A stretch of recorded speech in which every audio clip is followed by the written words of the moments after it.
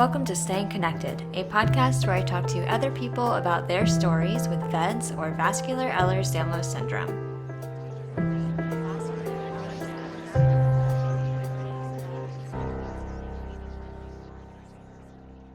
Hey everyone, and welcome back to Staying Connected. This is your host, Katie, and before we get into the show, I want to remind you that the views, information, and opinions in these podcasts are those of the individuals involved and do not represent the opinions of the Marfan Foundation.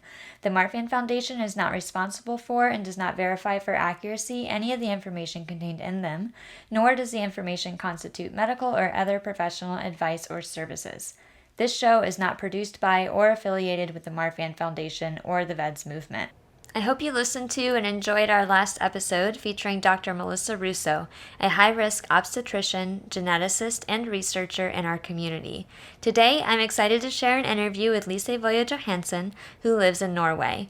I am so thankful to Lisa for sharing her daughter's story with VEDS on the podcast all the way from Norway, and for the opportunity to learn a little more about the medical system there. So let's go ahead and go to the interview.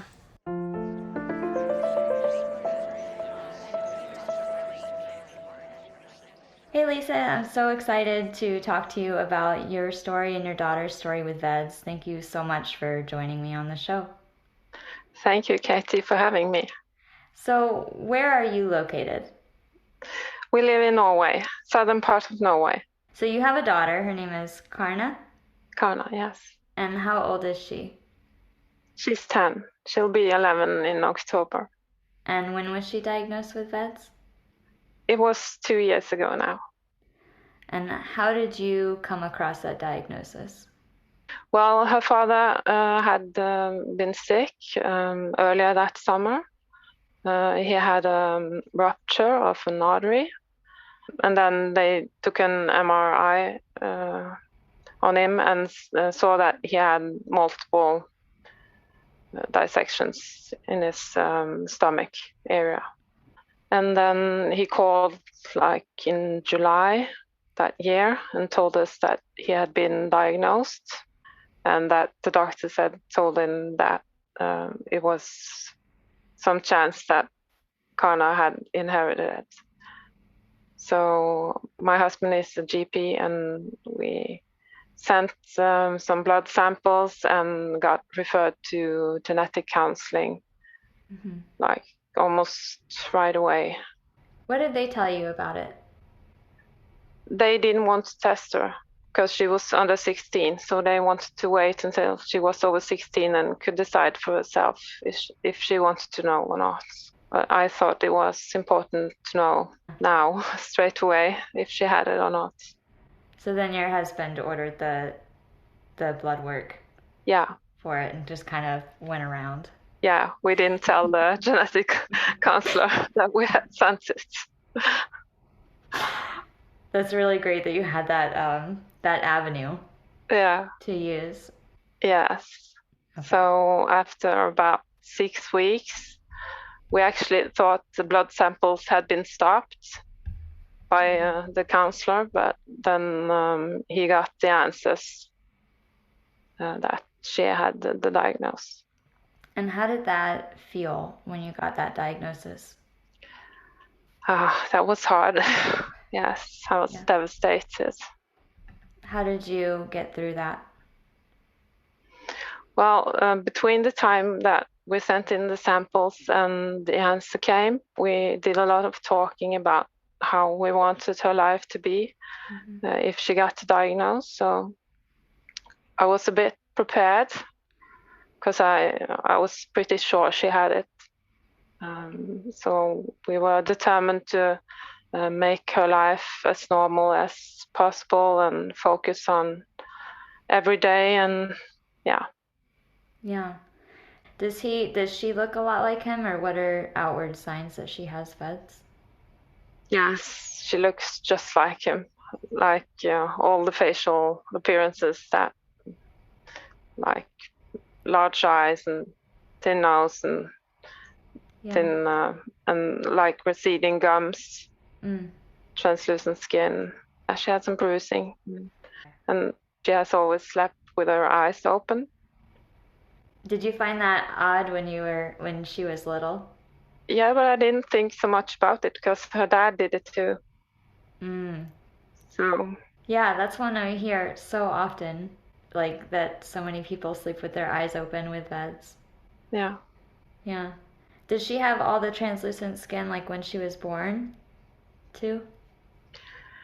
I didn't think so much about it, so I'm not sure if she had it then, but she has it now. And she had some stretch marks when she was just like 6 months. And I remember I thought that was strange and asked the doctor why she had stretch marks, but Yeah. they didn't know. They thought it was strange too. And then they didn't know what to do with that. No. Yeah.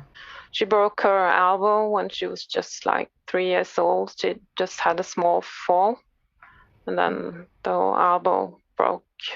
Ouch. Yeah. So she would get so like injuries from small things. Yeah. Yeah. What about her skin? Like, does her skin tear really easily? I know for me, like, I've gotten a wound that definitely needed stitches from a couch before, from bumping into a couch. Does she Yeah. get She that? has stitches all over. Yeah. Yeah. Yeah, that was a big thing when I was a kid, and there was never really an answer for it until I got diagnosed with VEDS, and it was all of a sudden this like light bulb Yeah. went off for me. I remember I thought it was kind of funny because I have 2 boys and 2 girls, and Karna was the only one. She had more stitches and blue marks than all of the other kids. And she wasn't really roughhousing that much. No. It's so funny how that happens. It's like I always thought I was really hard on my body, but really everything else is just hard on my body. Yeah. Yeah, it changes the perspective when you have an answer. Yeah. And was the pregnancy with her different than with your others? Yes, I had to go to the hospital when I was only 23 weeks and I had to stay on bed rest at the hospital. And then Oh. she was born premature, 7 weeks premature. Did the membranes rupture? Is that what? Yes. Okay. Yeah, I hear that a lot too, with other moms who have kids with VEDS that don't have VEDS themselves, is the membranes sometimes rupture early. So does she know that she has VEDS? Yes, she knows she has beds, but not what it's all about yet. Okay. And she's still young. Hopefully she hasn't had any major events.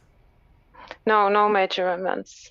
She was a lot sick when she was a baby. We went in and out of the hospital until they finally found out that she was constipated. So they put her on laxatives, but it didn't help so much. So they had to do it in the hospital. What were her symptoms that led her to the ER? She was always crying as a baby, couldn't stop crying. And then after a while, she started to vomit a lot.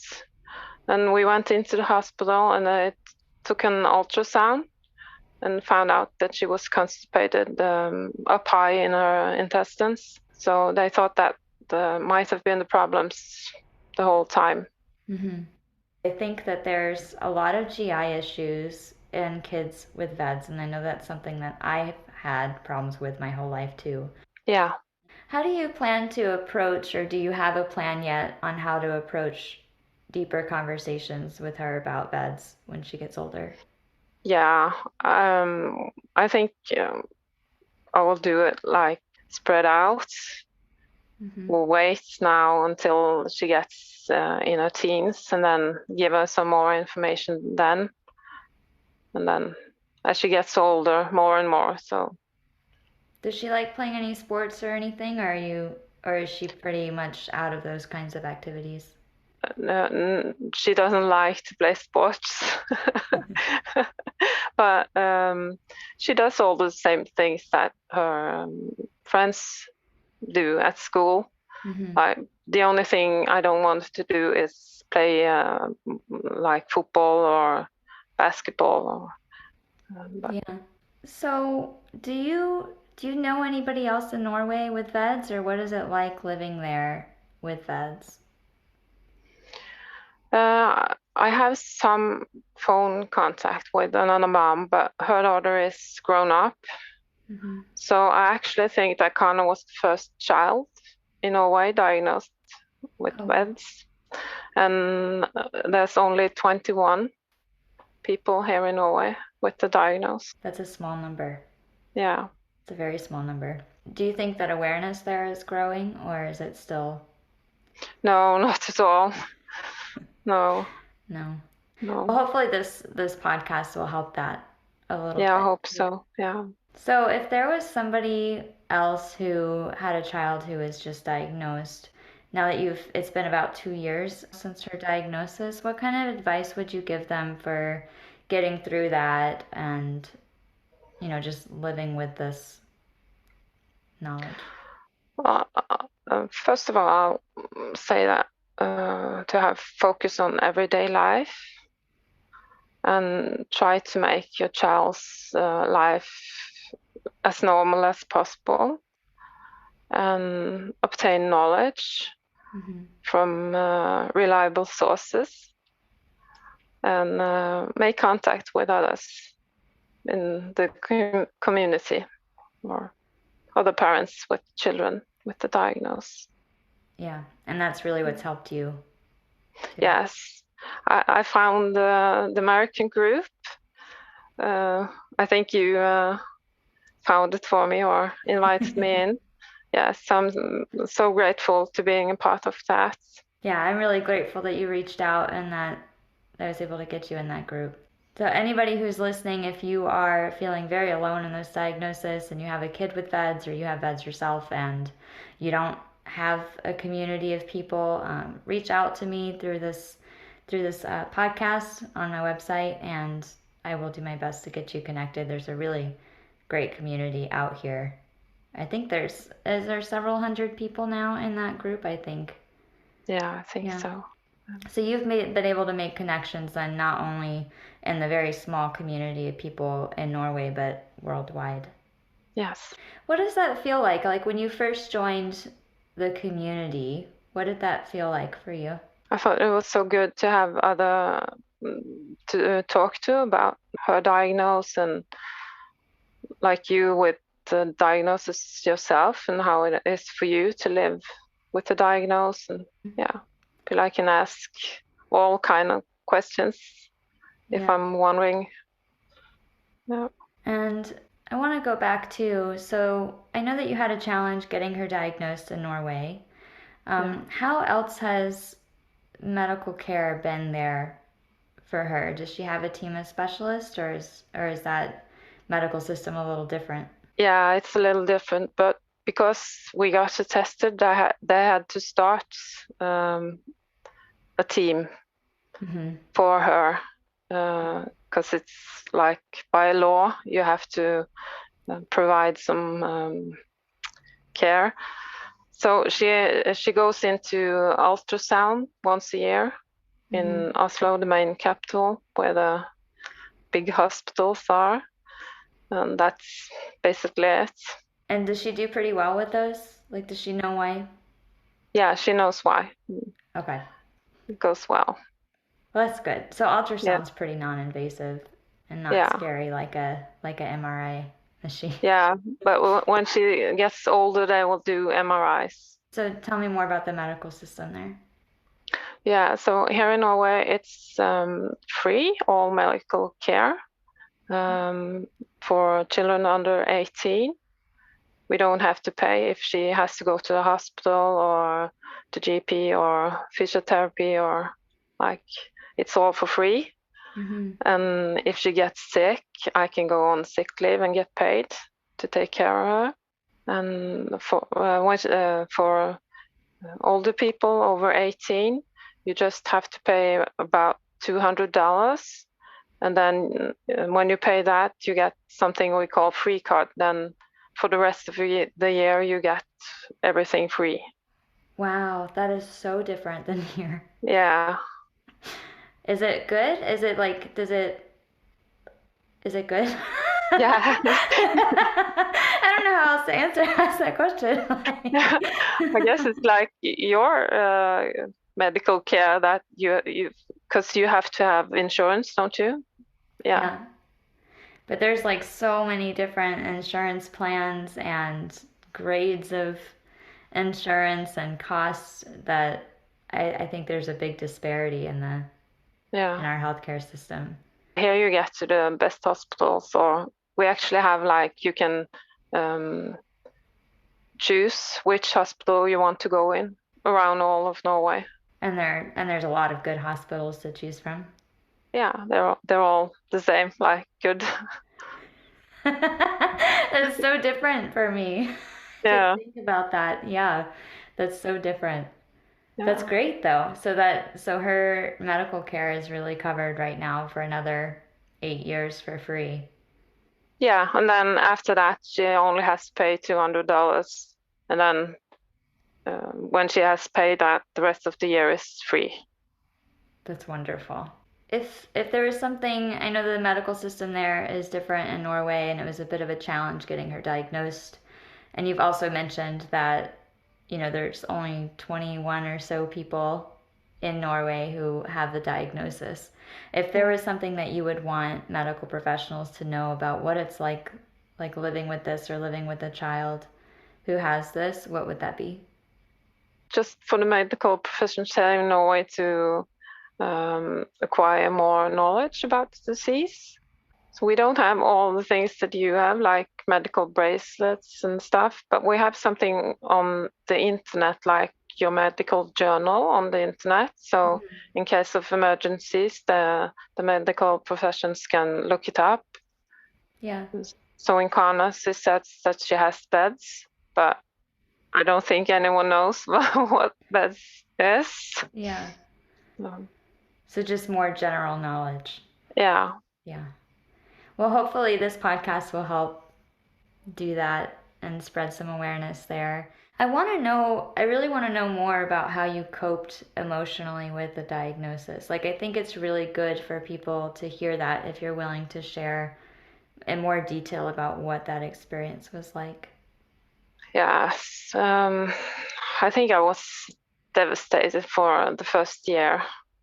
I actually couldn't speak to anyone about her diagnosis without starting to cry. But as time goes on, you learn to live with it and try to think positive. And like I said, take a day at a time and focus on everyday normal life. And that really helped you. Did you have somebody to talk to, like close friends or anything, or did you really hold it like very close? No, I had my husband, and that was good because, like I said, he's a GP and he knows about medical stuff, and yeah, that's about it. and then I could reach out to the VEDS community on Facebook that you're a part of. Well, thank you so much for sharing your story and Karna's story on the podcast. I really appreciate that. Thank you for having me. If there's one last thought for the listeners that you have, is there any one last parting thought that you have? I just think it's so important to spread the awareness. And I'm so grateful that you make these podcasts and your YouTube videos, and I think that's great. I really appreciate that. I definitely started those because I didn't want other people to go through this alone, and I wanted to raise the awareness. So it feels I'm really grateful that these have been helpful for you all the way in Norway. That's just like such an incredible feeling for me to know that they've been impactful, and I really appreciate that a lot. Thank you. Thank you. And by sharing your story, you're helping to raise the awareness too. And that's really Hope so. Yeah. Yeah. Well, thank you so much, Lisa, for joining. Thank you, Katie.